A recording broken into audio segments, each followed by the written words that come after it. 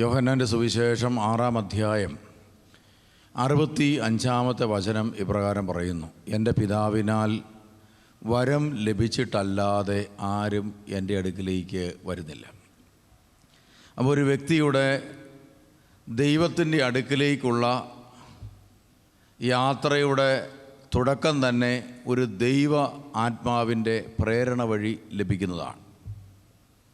യോഹന്നാന്റെ സുവിശേഷം 6-37-44 വചനങ്ങളും ഇത് തന്നെ ആവർത്തിച്ച് പറയുന്നു. പിതാവ് എനിക്ക് നൽകുന്നവരെല്ലാം എൻ്റെ അടുത്ത് വരും. പിതാവ് എനിക്ക് നൽകുന്നവരെല്ലാം എൻ്റെ അടുക്കൽ വരും. ഇതാണ് യേശു പറയുന്നത്. പിതാവായ ദൈവം പരിശുദ്ധാത്മാവിനെ അയച്ച് നൽകുന്ന ഓരോ വ്യക്തിയും യേശുവിൻ്റെ അടുക്കിലേക്ക് വരുമെന്ന പൂർണ്ണ വിശ്വാസത്തോടെ 2000 വർഷം മുമ്പ് തൻ്റെ ശിഷ്യന്മാരോട് യേശു പറയുകയാണ്.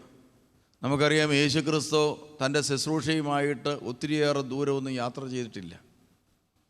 ആ രാജ്യം തന്നെ നമുക്കറിയാം ഒരു 10-100 കിലോമീറ്റർ യാത്ര ചെയ്യാനുള്ള ദൂരമേ ഉള്ളൂ. ആ കൊച്ചു രാജ്യത്തിൽ അക്കരെയും ഇക്കരെയും നടന്ന് ക്രിസ്തു ഇതാ സുവിശേഷ വചനങ്ങൾ മാറി മാറി പ്രസംഗിച്ച് നടന്നു. എന്നാൽ യേശു പറയുകയാണ്, ഭൂമുഖത്ത് നമുക്കറിയാം ക്രിസ്തുവിനെ കേട്ടിട്ടോ ക്രിസ്തു ജനിച്ചതോ ക്രിസ്തുവിൻ്റെ വചനങ്ങളോ ഒന്നും അറിഞ്ഞിട്ടും കേട്ടിട്ടുമില്ലാത്ത കോടാനുകോടി മനുഷ്യർ ജീവിക്കുന്ന ലോകത്ത് യേശു നമുക്കറിയാം പാലസ്തീനായിലെ ഒരു പ്രദേശത്ത് ജനിച്ച് അവിടെ മാത്രം പ്രസംഗിച്ച ഒരാളാണ്. അവിടെ നിന്നുകൊണ്ട് തൻ്റെ 12 ശിഷ്യന്മാരെ, പിന്നെ തൻ്റെ കൂടെ തിരുവചനം കേൾക്കാൻ വന്നിരിക്കുന്ന കുറച്ച് ആളുകളോടായിട്ടാണ് ക്രിസ്തു ഇതൊക്കെ പറഞ്ഞത്. എന്താണ് പറഞ്ഞത്? അതിൽ പ്രധാനപ്പെട്ടൊരു വാക്കാണ്, എൻ്റെ പിതാവിനാൽ ആകർഷിക്കപ്പെടാത്ത ആരും എൻ്റെ അടുക്കിലേക്ക് വരികയില്ല. നമുക്ക് ആ വചനം ഒന്നുകൂടെ വായിക്കാം. എന്നെ അയച്ച പിതാവ് ആകർഷിച്ചാലല്ലാതെ ഒരുവനും എൻ്റെ അടുക്കിലേക്ക് വരാൻ സാധിക്കയില്ല. കണ്ടോ, എൻ്റെ പിതാവ് പ്രത്യേകം ആകർഷിക്കാത്ത ആർക്കും എൻ്റെ അടുക്കിലേക്ക് വരാൻ സാധ്യമല്ല എന്ന് പറഞ്ഞാൽ അതിൻ്റെ അർത്ഥം എന്താണ്?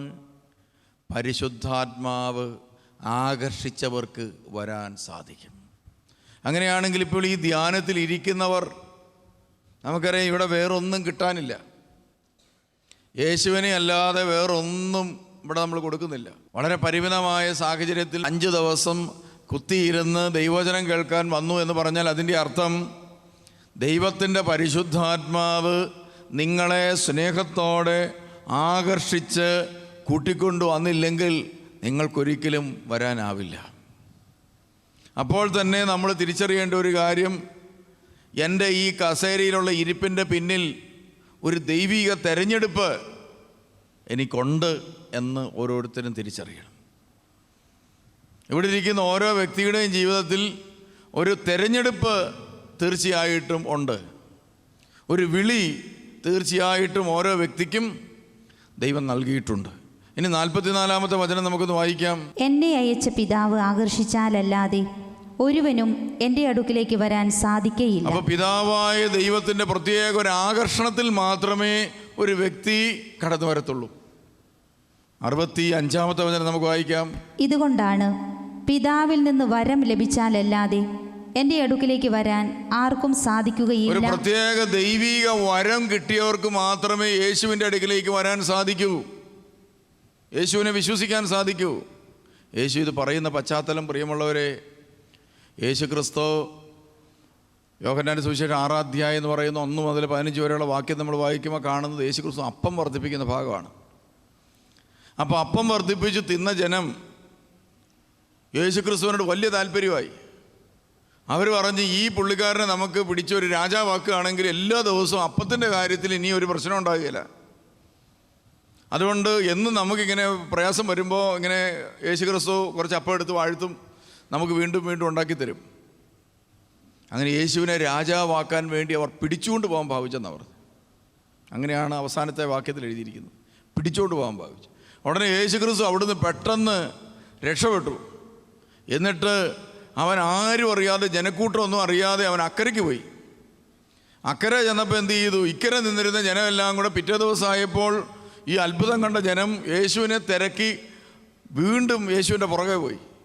അങ്ങനെ ജനക്കൂട്ടമല്ല യേശുവിൻ്റെ പിന്നാലെ പോയി യേശുവിനെ കണ്ടെത്തി ഒരു സ്ഥലത്ത്. എന്നിട്ട് ചോദിച്ചു, നീ എപ്പോഴാണ് ഇവിടെ വന്നത്? നീ എപ്പോൾ ഇവിടെ എത്തി? ഞങ്ങൾ നിന്നെ എവിടെയെല്ലാം അന്വേഷിച്ചു. ഉടനെ യേശു പറഞ്ഞു, അത് നിങ്ങൾ എൻ്റെ പുറകെ ഇപ്പം വന്നിരിക്കുന്നത് എന്നെ തേടിയല്ല, അടയാളങ്ങൾ കണ്ടതുകൊണ്ടല്ല, നിങ്ങൾ എൻ്റെ കയ്യിൽ നിന്ന് അപ്പം കിട്ടിയത് കൊണ്ട് മാത്രമാണ് നിങ്ങൾ എന്നെ തേടി വന്നിരിക്കുന്നത്. അപ്പോൾ 2 ടൈപ്പ് ആളുകൾ ദൈവത്തെ തേടി നടക്കാറുണ്ട്. പള്ളിയിൽ പോകുന്നവർ 2 ടൈപ്പ് ആളുകളുണ്ട്. ഒന്ന് അപ്പം തേടി പോകുന്നവരും 2 അപ്പനെ തേടി പോകുന്നവരും. 2 കൂട്ടരുണ്ട്. ആരൊക്കെയാണ്? 1 അപ്പം തേടി പോകുന്നവർ, 2 അപ്പനെ തേടി പോകുന്നവർ. അങ്ങനെ 2 ടൈപ്പ് ആളുകളുണ്ട്. അപ്പോൾ ഈ ജനം മുഴുവൻ അപ്പം തേടിയാണ് പോയത്. അപ്പോൾ യേശുക്രിസ്തു അവരോട് പറഞ്ഞു, ഈ അപ്പം തിന്നാനുള്ള കുഴപ്പം, ഞാനിപ്പോൾ തന്ന ഈ അപ്പം കഴിച്ചാലുള്ള കുഴപ്പം, വീണ്ടും വീണ്ടും വിശക്കും. എന്നാൽ ഒരിക്കലും വിശക്കാത്ത അപ്പമുണ്ട്, അത് നിങ്ങൾ കഴിക്കണം. ഉടനെ യേശുവിനോട് ചോദിച്ചു, അങ്ങനെയാണെങ്കിൽ അത് കുറച്ച് എടുക്കുക, അതെവിടെ നിന്ന് കിട്ടും? ഉടനെ യേശു പറഞ്ഞ്, ആ അപ്പം ഞാനാണ്. ഒരിക്കലും ആർക്കും വിശക്കാത്ത, ദാഹിക്കാത്ത ഒരനുഭവം പ്രദാനം ചെയ്യാൻ സാധിക്കുന്ന ഒരപ്പമായി നിങ്ങളുടെ ജീവിതത്തിൽ നിൽക്കാൻ എന്നെ കൊണ്ടാവും. ഇന്ന് മനുഷ്യൻ്റെ ജീവിതത്തിൽ എല്ലാം പ്രതിസന്ധി എന്താണ്? പ്രിയമുള്ളവരെ, നമ്മുടെ ഉള്ളിലുള്ള ഒരു ആന്തരിക ദാഹമുണ്ട്. ആ ആന്തരിക ദാഹം നമുക്ക് നൽകുന്ന ചില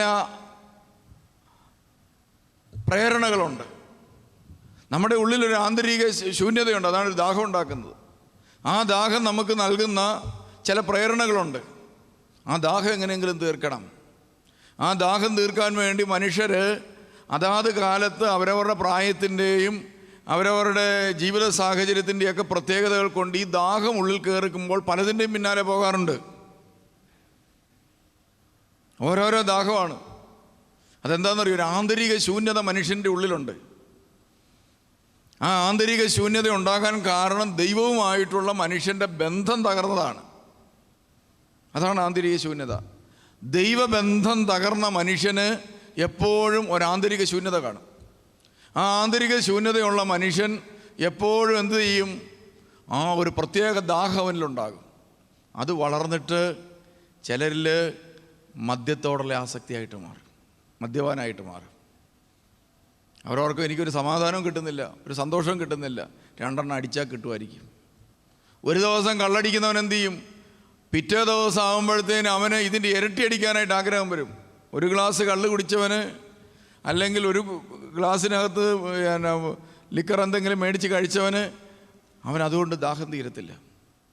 അവന് പിന്നെ എന്ത് ചെയ്യാണ്? ഇത് വീണ്ടും കുടിക്കണം എന്നുള്ള ദാഹം വരും. അവനെന്ത് ചെയ്യും? പിറ്റേ ദിവസം 2 അടിക്കും. 2 കഴിക്കുന്നവന് ദാഹം തീരുമോ? അവൻ പറയും, ഇനി ഇല്ല, ഇത് ശരിയാകില്ല, ഇത് കഴിഞ്ഞാൽ പിന്നെ തലവേദന എടുക്കും എന്ന് മാത്രമല്ല വീട്ടിൽ അലമ്പാവും. പക്ഷേ അവൻ പിന്നെ പിറ്റേ 2 ദിവസം കഴിയുമ്പോൾ എന്ത് ചെയ്യും? ഇതുകൊണ്ട് നിർത്തുകയാണെന്ന് പറഞ്ഞുകൊണ്ട് ഒരു 5 അടിക്കും. അവസാനം പ്രിയമുള്ളവരെ, അവസാനം അത് മാനഹാനിക്ക് കാരണമാകും. അങ്ങനെ അവൻ അവസാനം ഒരു കുടിയനായിട്ട് മുദ്രകുത്തപ്പെടും. കുടിയനായി കഴിഞ്ഞാൽ പിന്നെ പ്രത്യേകത എന്താണ്? പെണ്ണും കിട്ടുകയില്ല, കല്യാണവും നടക്കുകയില്ല. അതോടുകൂടി കല്യാണം നടക്കുന്നില്ല എന്ന് പറഞ്ഞ് വീണ്ടും കുടിക്കാൻ തുടങ്ങും. അവസാനം പിന്നെ ആരെയെങ്കിലും പറഞ്ഞ് പത്രത്തിൽ പരസ്യമൊക്കെ കൊടുത്ത് എങ്ങനെയെങ്കിലും കല്യാണം കഴിക്കും.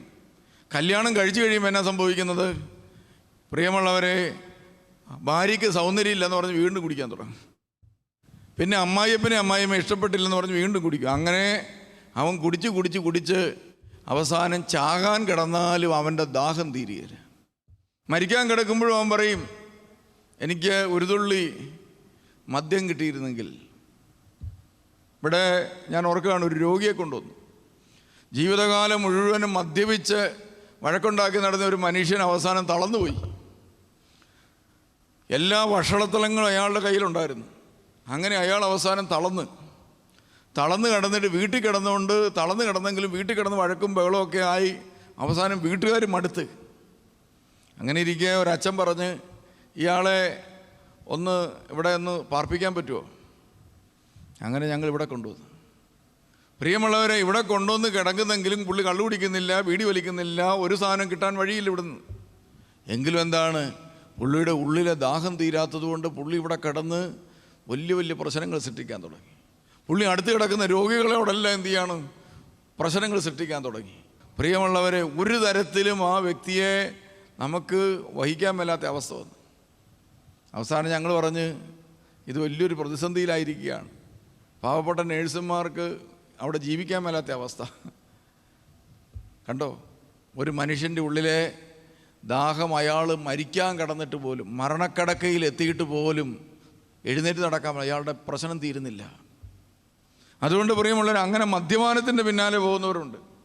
ചിലർ ഒരു സുഖത്തിന് വേണ്ടി കഞ്ചാവ്, ഇപ്പം നമ്മുടെ ചെറുപ്പക്കാരിലൊക്കെ പലരും കഞ്ചാവ് ഉപയോഗിക്കുന്നവരാണ്. എന്നാ സംഭവിക്കുന്നത്? ആദ്യം ആരെങ്കിലും പറയും ഇത് ഇങ്ങനെ പറന്ന് നടക്കുന്ന പോലെ തോന്നും, നല്ല സുഖമാണ്. അങ്ങനെ പറന്ന് നടക്കാൻ വേണ്ടി ഒരു ദിവസം കട്ടിയുള്ള ചൂട്ടുകറ്റ പോലത്തെ ഒരു ബീഡി ആരെങ്കിലും കൊടുക്കും, അത് വലിക്കും. അത് വലിച്ചു കഴിയുമ്പോഴത്തേന് അവൻ ഏതാണ്ടൊക്കെ പോലെ തോന്നും. പിന്നെ അവൻ അതിനു വേണ്ടി തേടി നടക്കും. അവസാനം അവൻ്റെ തലയ്ക്കകത്ത് ഉള്ള സാധനങ്ങളെല്ലാം ഡാമേജ് ആകും. അപ്പോൾ പ്രിയമുള്ളവർ, ഇതുപോലെ ഓരോ മനുഷ്യൻ്റെ ഉള്ളിൽ ഓരോ ദാഹമാണ്. പണത്തിന് വേണ്ടിയുള്ള ദാഹം, സ്ഥാനമാനങ്ങൾക്ക് വേണ്ടി ദാഹം, സെക്സിന് വേണ്ടിയുള്ള ദാഹം. ഇങ്ങനത്തെ ഈ ദാഹം ഉള്ളിൽ കിടക്കുന്ന മനുഷ്യർക്കാർക്കും പ്രിയമുള്ളവരെ ഒരിക്കലും ഈ ലോകത്തിലെ ഒരു സംഭവങ്ങൾ കൊണ്ടും ഈ ദാഹമടക്കാൻ സാധിക്കില്ല. ഈ വിശപ്പും ഈ ദാഹവും ഒരിക്കലും അടക്കാൻ ഒന്നിനെ കൊണ്ടും ആവില്ല. അവസാനം മനുഷ്യരെല്ലാം നിരാശരാകും, മനുഷ്യരെല്ലാം ദുഃഖിതരാകും, മനുഷ്യരെല്ലാം വേദനിക്കും. അവസാനം മരണദിവസം അടുത്ത് വരുമ്പോൾ പ്രിയമുള്ളവരെ, എത്രയോ പേരാണ് ഈ പ്രായമൊക്കെ ആയിട്ടുള്ളവർ ഒത്തിരി വേദനിക്കുന്നവരെ നമുക്ക് കാണാൻ സാധിക്കും. ഒത്തിരി പേര് വേദനിക്കുന്ന മനുഷ്യരെ കാണാൻ സാധിക്കും. ഞാൻ ഈ ചെയ്യുന്നതൊക്കെ വൃഥാവായിപ്പോയല്ലോ, ഞാൻ ഈ ചെയ്തതെല്ലാം വൃഥാവായിപ്പോയല്ലോ എന്നോർത്ത് വേദനിക്കുന്ന ഒത്തിരി മനുഷ്യരെ നമുക്ക് ഈ ലോകത്തിൽ കാണാൻ സാധിക്കും. അതെന്തുകൊണ്ടാണെന്നറിയോ? പ്രിയമുള്ളവരെ, ഈ ദാഹം തീർക്കാൻ കഴിവുള്ളവനെ സ്വീകരിക്കാൻ സാധിച്ചിട്ടില്ല. നമ്മൾ പ്രാർത്ഥിച്ചു, നമ്മൾ നോമ്പെടുത്തു, നമ്മൾ ഉപവസിച്ച്, നമുക്ക് എന്തെല്ലാം സാധിച്ചു കിട്ടിയിട്ടുണ്ട്. പരീക്ഷയ്ക്ക് നല്ല മാർക്ക് കിട്ടിയിട്ടുണ്ട്, അതുപോലെ നമ്മൾ നല്ല രീതിയിൽ നമുക്ക് ജയിക്കാൻ പറ്റിയിട്ടുണ്ട്, ബിസിനസ്സിലെ കടങ്ങൾ മാറിയിട്ടുണ്ട്, പ്രാർത്ഥിച്ചപ്പോൾ പലതും നമുക്ക് ലഭിച്ചിട്ടുണ്ട്. നഴ്സിങ്ങിന് അഡ്മിഷൻ കിട്ടി, MBBSന് അഡ്മിഷൻ കിട്ടി, പലതും നമ്മൾ പ്രാർത്ഥിച്ച് നേടിയിട്ടുണ്ട്. പക്ഷേ നമ്മൾ പ്രാർത്ഥിച്ച് നേടേണ്ടവനെ നേടിയിട്ടില്ല ഈ ഹൃദയത്തിൽ. അതുകൊണ്ടാണ് നമ്മുടെ ഹൃദയം ഇങ്ങനെ പല ദാഹത്തിൽ കിടന്ന് വിഷമിക്കുന്നത്. അപ്പോൾ പ്രിയമുള്ളവരെ, അതുകൊണ്ട് ദൈവം പറയുകയാണ്, ഇതാ യേശുക്രിസ്തു ചോദിക്കുകയാണ്, ഈ അപ്പം തിന്നാൽ നിങ്ങൾക്ക് പിന്നെയും വിശക്കും. അതുകൊണ്ട് നിങ്ങൾ എന്ത് ചെയ്യണം? നിങ്ങൾ എന്നെ സ്വീകരിക്കുക, ഞാനാണ് യഥാർത്ഥ ജീവൻ്റെ അപ്പം. എന്നിൽ നിന്ന് ഭക്ഷിക്കുകയും എന്നിൽ നിന്ന് കുടിക്കുകയും ചെയ്യുന്നില്ലെങ്കിൽ നിങ്ങൾക്ക് ജീവൻ ഉണ്ടായിരിക്കുകയില്ല എന്ന് പറഞ്ഞാൽ അതിൻ്റെ അർത്ഥം നിന്നെ കൊണ്ട് ഒന്നും ചെയ്യാൻ സാധിക്കുകയില്ല. നീ ചെയ്യുന്നതല്ല നിഷ്ഫലമായി പോകും. ജീവനില്ലാത്തവൻ എന്ത് ചെയ്തിട്ട് കാര്യമുണ്ടോ? നമ്മളൊരു ഇറച്ചിയുടെ പീസ് എടുത്തിട്ട് ഒരു പശുക്കുട്ടിയോ എല്ലാം ഉണ്ടാക്കി വെച്ച് എന്നാ സംഭവിക്കും? 24 മണിക്കൂർ കഴിയുമ്പോൾ പശുക്കുട്ടി എന്ത് പറ്റും? ചീഞ്ഞ് നാറിപ്പോകും. ഇതുപോലെ ജീവനില്ലാത്തത്, ദൈവിക ജീവൻ കൈവരിക്കാത്തൊരു വ്യക്തി ജീവിതത്തിൽ എന്ത് നേടിവെച്ചാലും പ്രിയമുള്ളവരെ, യേശു കൂടെ ഇല്ലെങ്കിൽ, യേശുവിനെ സ്വന്തമാക്കിയിട്ടില്ലെങ്കിൽ അതിൻ്റെ അവസ്ഥ ഇതുപോലെയാണ്. അത് അഴുകിപ്പോവും. അതൊരു ശിക്ഷയല്ല, സ്വാഭാവിക സംഭവം. ഒരു സ്വാഭാവിക സംഭവം നടക്കും, അത് ക്രമേണ അഴുകി ഇല്ലാതായി പോകും. ആ കൂട്ടത്തിൽ നമ്മുടെ സ്വപ്നങ്ങളും പ്രതീക്ഷകളും പോകുന്നതോടുകൂടി ഈ ഭൂമിയിൽ നമ്മൾ വളരെയധികം നിരാശരായിത്തീരും, വളരെയധികം നിരാശരായിത്തീരും. ഇവിടാണ് യേശു പറഞ്ഞത്, നിങ്ങൾ എന്നെ ഭക്ഷിക്കണം, എന്നെ കുടിക്കണം. ഉടനെ യഹൂദന്മാർക്ക് ഇതൊന്നും മനസ്സിലായില്ല. അവർ ചോദിച്ചു, നിന്നെ കുടിക്കാൻ എങ്ങനെ പറ്റും? നിന്നെ കഴിക്കാൻ എങ്ങനെ പറ്റും? നീ ആ യൗസേപ്പിൻ്റെ മകനല്ലേ? അവരുടെ തലയ്ക്കകത്ത് അവരുടെ ബുദ്ധി, അവരുടെ അനുഭവ സമ്പത്ത്, അതെല്ലാം കൂടെ ചേർന്ന് അവരുടെ ജീവിതം പരിമിതപ്പെടുത്തി വച്ചിരിക്കുക. നമുക്കൊക്കെ ഏറ്റവും വലിയ പ്രതിസന്ധി ഇതാണ്. നമുക്ക് കിട്ടിയ അറിവും അനുഭവങ്ങളും ബുദ്ധിയും ചേർന്ന് നമുക്ക് ഇതാ ഒരു പരിമിതി ഉണ്ടാക്കിയിരിക്കുകയാണ്. അതുകൊണ്ട് ഇതിനകത്തുനിന്ന് അപ്പുറത്തേക്ക് പോകാൻ നമുക്ക് പറ്റുന്നില്ല. ഇതിനപ്പുറത്തൊന്നുണ്ടെന്ന് പറഞ്ഞാൽ അത് വിശ്വസിക്കാൻ നമ്മളെ കൊണ്ട് സാധിക്കുകയില്ല. അങ്ങനെ നമ്മുടെ ബുദ്ധിയുടെയും അറിവിൻ്റെയും അനുഭവങ്ങളുടെയും പരിമിതിയിൽ കിടന്ന് ഞെരുങ്ങുകയാണ് നമ്മൾ. അങ്ങനെയുള്ള ഒരു മനുഷ്യനോട് യേശു പറഞ്ഞു, എൻ്റെ ശരീരം ഭക്ഷിക്കുകയും എൻ്റെ രക്തം കുടിക്കുകയും ചെയ്യണം. ഉടനെ കുറേ പേര് പറഞ്ഞു, ഇതൊക്കെ കഠിനമാണ്. ഇന്നലെ അപ്പം തിന്ന് തൃപ്തിയായിട്ട് യേശുവിൻ്റെ പുറകെ നടന്ന ജനമാണ് പ്രിയമുള്ളവരെ ഇന്ന് പറയുന്നത്, ഇയാൾ പറയുന്നത് അത്ര ശരിയായ കാര്യമൊന്നുമല്ല. ഇയാളുടെ ഈ വാക്ക് നമുക്ക് അങ്ങോട്ട് സ്വീകരിക്കാൻ പറ്റുന്ന കാര്യങ്ങളാണെന്ന് തോന്നുന്നില്ല. യോഹന്നാന്റെ സുവിശേഷം 6:60 നമുക്ക് വായിക്കാം. ഇത് കേട്ട് അവൻ്റെ ശിഷ്യരിൽ പലരും പറഞ്ഞു, ഈ വചനം കഠിനമാണ്, ഇത് ശ്രവിക്കാൻ ആർക്ക് കഴിയും? ശിഷ്യന്മാരായി തീർന്നവർ തന്നെ പറയാൻ തുടങ്ങി, ഇത് ആർക്ക് പറ്റും ഇത് കേൾക്കാൻ? എന്നിട്ട് എന്ത് ചെയ്തു? തൻ്റെ ശിഷ്യന്മാർ പിറുപിറുക്കുന്നു എന്ന് മനസ്സിലാക്കി യേശു അവരോട് ചോദിച്ചു, ഇത് നിങ്ങൾക്ക് ഇടർച്ച വരുത്തുന്നുവോ? അപ്പം ഞാൻ പറയുന്ന വാക്കുകൾക്കൊക്കെ നിങ്ങൾക്ക് ഇടർച്ച തോന്നുന്നുണ്ടല്ലേ? ഇന്നലെ അപ്പം തിന്നപ്പോൾ ഇതൊന്നും ഇല്ലായിരുന്നല്ലോ. ഇപ്പോൾ യഥാർത്ഥ കാര്യം ഞാൻ പറഞ്ഞപ്പോൾ നിങ്ങൾക്ക് എന്നോട് വിഷമം തോന്നാൻ തുടങ്ങിയല്ലേ? എന്നിട്ട് ബാക്കി വായിച്ചേ. അങ്ങനെയെങ്കിൽ മനുഷ്യപുത്രൻ ആദ്യം ആയിരുന്നിടത്തേക്ക് ആരോഹണം ചെയ്യുന്നത് നിങ്ങൾ കണ്ടാലോ? ആത്മാവാണ് ജീവൻ നൽകുന്നത്, ശരീരം ഒന്നിനും ഉപകരിക്കുന്നില്ല. അപ്പോൾ കർത്താവ് പറഞ്ഞ് 2 ടൈപ്പ് ജീവിതമുണ്ട്. ഒന്ന് ആത്മാവിലുള്ള ജീവിതവും ഒന്ന് ജഡത്തിലുള്ള ജീവിതവും. ആത്മാവിലുള്ള ജീവിതമുണ്ട്, ജഡത്തിലുള്ള ജീവിതമുണ്ട്. അപ്പോൾ ആത്മാവാണ് ജീവൻ നൽകുന്നത്, ശരീരം ഒന്നിനും ഉപകരിക്കുന്നില്ല. ഒരു മനുഷ്യന് ജീവിതത്തിൽ കിട്ടിക്കുന്ന 24 മണിക്കൂറുണ്ടെങ്കിൽ അതിൽ ഭൂരിപക്ഷം സമയവും അവൻ ചെലവഴിക്കുന്നതിന് വേണ്ടിയാണ്, ശരീരത്തിന് വേണ്ടിയാണ്. ശരീരം ഒന്നിനും ഉപകരിക്കുകയില്ലെന്ന് കർത്താവ് പറഞ്ഞു. ഒരു കാര്യത്തിനും വലിയ കാര്യമായ പ്രയോജനം ചെയ്യുകയില്ല ജീവനില്ലെങ്കിൽ. എന്നാൽ ആ ജീവൻ നമ്മളിൽ നിലനിൽക്കാൻ വേണ്ടി 24 മണിക്കൂറിൽ എത്ര സമയം നമ്മൾ ചെലവഴിക്കും ആത്മാവിൻ്റെ കാര്യത്തിന് വേണ്ടി? നമ്മൾ എത്ര സമയം ചെലവഴിക്കും? നമ്മൾ വൈകുന്നേരം ആകുമ്പോഴത്തേനും നമ്മളെല്ലാം കൂടെ കൂട്ടി ഒന്ന് കർത്താവിനെ ഏൽപ്പിക്കും. ഇതാ മാത്തൻ ഇതാ മലക്കാൻ പോവുകയാണ് അല്ലേ? നമ്മൾ കൂടുതൽ സമയം ചെലവഴിക്കുന്നത് ശരീരത്തിന് വേണ്ടിയാണ്. കർത്താവ് പറഞ്ഞ ശരീരം ഒന്നിനും ഉപകരിക്കുന്നില്ല. എന്നിട്ട് പറഞ്ഞ്, നിങ്ങളോട് ഞാൻ പറഞ്ഞ വാക്കുകൾ ആത്മാവും ജീവനുമാണ്. ഞാൻ നിങ്ങളോട് ഇനി പറയുന്ന ഈ വാക്കുകളെല്ലാം, പറഞ്ഞ വചനങ്ങളെല്ലാം ആത്മാവാണ്, ജീവനാണ്. അപ്പം പ്രിയമുള്ളവരെ, ദൈവിക ജീവനും ആത്മാവും ഒരു വ്യക്തിയിലേക്ക് വരണമെങ്കിൽ യേശുക്രിസ്തുവിൻ്റെ വചനം ആ വ്യക്തി സ്വീകരിക്കണം. എന്ത് ചെയ്യണം? സ്വീകരിക്കണം. കേട്ടാൽ പോരാ, പ്രസംഗിച്ചാൽ പോരാ, സ്വീകരിക്കണം. എങ്ങനെയാണ് സ്വീകരിക്കുന്നത്? വചനം ഇവിടെ വന്ന് ഒത്തിരി പേര് കേട്ടിട്ട് പോകാറുണ്ട്. ഇവിടെ ഒത്തിരി പേര് വചനം പ്രസംഗിക്കാറുണ്ട്, ഞാനടക്കം. വലിയ കാര്യമുള്ള കാര്യമല്ലത്. പക്ഷേ വചനം സ്വീകരിക്കുക എന്ന് പറയുന്നൊരു സംഭവം കാര്യമുള്ള കാര്യമാണ്, വളരെ കാര്യമുള്ള കാര്യമാണ്. അത് ഫലം പുറപ്പെടുവിച്ചിരിക്കും. കൽക്കട്ടയുടെ തെരുവിൽ ഒരു പെൺകുട്ടി ഇറങ്ങി, വിദേശത്ത് നിന്ന് ഇന്ത്യയിൽ വന്ന് ആ തെരുവിലൂടെ നടന്നു. അവളൊരു മഠത്തിൽ ചേർന്നു, ടീച്ചറായി ജോലി കിട്ടി. ഒരു മഠത്തിൽ സുരക്ഷിതയായി ജീവിക്കുമ്പോൾ ഒരു ട്രെയിൻ യാത്ര നടത്തുമ്പോൾ ചെവിയിൽ ഒരു സ്വരം കിട്ടും. എന്തായിരുന്നു? ഈ ചെറിയവന് കൊടുക്കുമ്പോൾ എനിക്കാണ് നൽകുന്നത്. വചനം കിട്ടി. നമ്മളെപ്പോലെ തന്നെ ഒരു വചനം കിട്ടി. ആ വചനം അവൾ അങ്ങ് സ്വീകരിച്ചതിൻ്റെ അടയാളം എന്തായിരുന്നു? പ്രിയമുള്ളവരെ, വചനമുള്ളിൽ സ്വീകരിച്ച വ്യക്തി പിന്നീട് ചെറിയവരെ കാണുമ്പോഴെല്ലാം യേശുവാണെന്ന് തെറ്റിദ്ധരിച്ചു പോയി. അതാ പറ്റിപ്പോയി. ഈ വചനം ഉള്ളിൽ കയറിയ മദർ തെരേസായിക്ക് വഴി കിടക്കുന്ന ഒരു ചെറിയവനെ കണ്ടാൽ ഈ ചെറിയവരിൽ ഒരുവന് കൊടുക്കുമ്പോൾ എനിക്ക്. അതുകൊണ്ട് ചെറിയൊരുത്തൻ വഴി കിടക്കുന്ന കണ്ടു കഴിഞ്ഞാൽ മദർ തെരേസ ഓർക്ക് യേശുവാണെന്ന് ഓർത്ത് ഈ മനുഷ്യനെ വീട്ടിൽ കൊണ്ടുവന്ന് ശുശ്രൂഷിക്കാൻ തുടങ്ങി.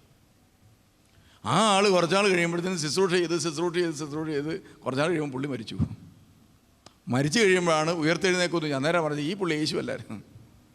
അടുത്ത ആളെ അന്നേരമാണ് വേറൊരു ചെറിയവൻ, ഇതായിരിക്കും യേശു. അവൾ കൊണ്ട് ശുശ്രൂഷിച്ച്. അപ്പോഴാണ് വഴിയിലൊരു കുട്ടി കിടക്കുന്നത്.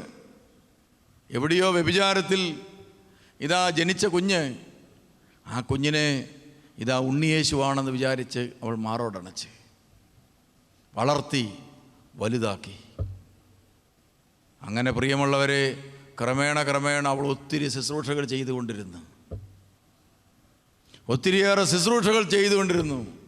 അവസാനം പ്രിയമുള്ളവരെ, ശുശ്രൂഷ ചെയ്ത് ഇതാ ലോകം പോലും പിടിച്ചടക്കുന്ന ഒരു വ്യക്തിയായി തീർന്നു. ഞാനൊരിക്കലും ലെബനോനിലൂടെ യാത്ര ചെയ്യുമ്പോൾ ഒരു അറബിയായിട്ടുള്ള ഒരാളുമായിട്ട്, അറബിയാണ്, പുള്ളിയാണ് വണ്ടി ഓടിക്കുന്നത്. അപ്പോൾ പുള്ളിയുടെ ഒരു വണ്ടിയിൽ കോപ്റ്റിക് പാത്രക്കേസിൻ്റെ പടയിരിപ്പുണ്ട്. അദ്ദേഹത്തെ എല്ലാവരും ആദരിക്കുന്ന ഒരാളാണ്. അവിടെ എല്ലാവരുടെയും ഇതിനകത്ത് ഇത് ഇരിപ്പുണ്ട്. അപ്പം ഞാൻ ഏതൊരു ഒരു ചിത്രത്തിനകത്ത് മദർ തെരേസയുടെ ഫോട്ടോ ഇങ്ങനെ മറിച്ചപ്പോൾ കണ്ടു. അപ്പം ഞാൻ ഇയാളുടെ കാണിച്ചിട്ട് ചോദിച്ചു, ഈ സ്ത്രീ അറിയുമെന്ന് ചോദിച്ചു. ഉടനെ ആ മനുഷ്യൻ പറയുകയാണ്, ഇത് മദർ തെരേസയാണ്, ഇത് മദർ തെരേസയാണ്, ലോകത്തിൻ്റെ അമ്മയാണ്. കണ്ടോ പ്രിയമുള്ളവർ, ഒരു വചനം സ്വീകരിച്ച സ്ത്രീ അവസാനം രാജ്യം ഭേദിച്ച്, സഭ ഭേദിച്ച്, സമുദായം ഭേദിച്ച്, അധികാരങ്ങൾ ഭേദിച്ച് വളർന്ന് ലോകത്തിലെ മിക്കവാറും എല്ലാ രാജ്യങ്ങളിലും തന്നെ ഈ മദർ തെരേസായുടെ കൊച്ചു കൊച്ചു കോൺവെൻറ്റുകളുണ്ട്. സിറിയയിലൊരിക്കൽ ഞാൻ പോകാനിടയായി തീർന്നപ്പോൾ പ്രിയമുള്ളവരെ, അവിടെയുണ്ട് മദർ തെരേസയുടെ കോൺവെൻറ്റ് സിറിയയിൽ. അടുത്ത കാലത്ത് ഒമാനിൽ, നമുക്കറിയാം ഒമാനിൽ വെച്ചാണെന്ന് തോന്നുന്നു, ഈ അടുത്ത കാലത്ത് നമ്മുടെ ആ ടോമച്ചനെയൊക്കെ തട്ടിക്കൊണ്ടുപോയി കൂടെ ശുശ്രൂഷിച്ചിരുന്ന ആളുകളാരായിരുന്നു? മദർ തെരേസയുടെ സിസ്റ്റേഴ്സാണ്. അപ്പോൾ എന്തുകൊണ്ടാണ്? ഒറ്റ വചനം സ്വീകരിച്ച് കഴിഞ്ഞപ്പോൾ ആ സ്ത്രീക്ക് ചെറിയവരെ നോക്കുമ്പോഴെല്ലാം യേശുവിനെ കാണാൻ പറ്റി. അങ്ങനെയാണെങ്കിൽ നിങ്ങൾ ഈ വചനം കേട്ട ശേഷം ചെറിയവരെ കണ്ടിട്ടില്ലേ? യേശുവാൻ തോന്നിയിട്ടുണ്ടോ? ഇല്ല. ഈ വചനം കേട്ട ശേഷവും നമ്മൾ ചെറിയവരെ കണ്ടിട്ടുണ്ട്. കണ്ടപ്പോൾ യേശുവാന്ന് നമ്മൾ തെറ്റിദ്ധരിച്ചില്ല. കാരണം എന്താ? നമ്മൾ ഈ വചനം സ്വീകരിച്ചിട്ടില്ല, ഈ വചനം സ്വീകരിച്ചിട്ടില്ല. എനിക്ക് പരിചയമുള്ള ഒരു മനുഷ്യനുണ്ട്, അദ്ദേഹം ഒരു ഗവൺമെൻറ് ഉദ്യോഗസ്ഥനാണ്. അപ്പോൾ പ്രിയമുള്ളവരെ, ഈ മനുഷ്യൻ ഈ നവജീവൻ ട്രസ്റ്റിൽ, പി യു തോമസ് സാറിൻ്റെ നവജീവൻ ട്രസ്റ്റിൽ എല്ലാ ദിവസവും വെളുപ്പാങ്കാലത്ത് വന്നിട്ട് കുർബാന കഴിഞ്ഞ് പുള്ളി അവിടെ വന്നു കഴിഞ്ഞാൽ ഈ ഓഫീസിൽ പോകുന്നത് വരെ പുള്ളി പച്ചക്കറി ഏരിയും പരിപാടിയൊക്കെ ആയിട്ട് പുള്ളി അവിടെ നിൽക്കും, രോഗികളെ കുളിപ്പിക്കുക. എന്നിട്ട് അവിടുന്ന് അഡ്രസ്സ് മാറി പുള്ളി പോകുന്നത് ഓഫീസിൽ പോകും. ഓഫീസിൽ നിന്ന് വന്നു കഴിഞ്ഞാൽ ഉടനെ എന്ത് ചെയ്യും? നേരെ ഇവിടെ വന്ന് പുള്ളി കുളിപ്പീരും പരിപാടിയൊക്കെ ആയിട്ട് ഇങ്ങനെയാണ്. സത്യത്തിൽ ഈ പരിപാടി കാരണം പുള്ളിക്കാരൻ്റെ സ്വന്തം ജീവിതത്തെക്കുറിച്ച് സ്വന്തം ശരീരത്തെക്കുറിച്ച് പുള്ളി ശ്രദ്ധിക്കുന്നില്ല.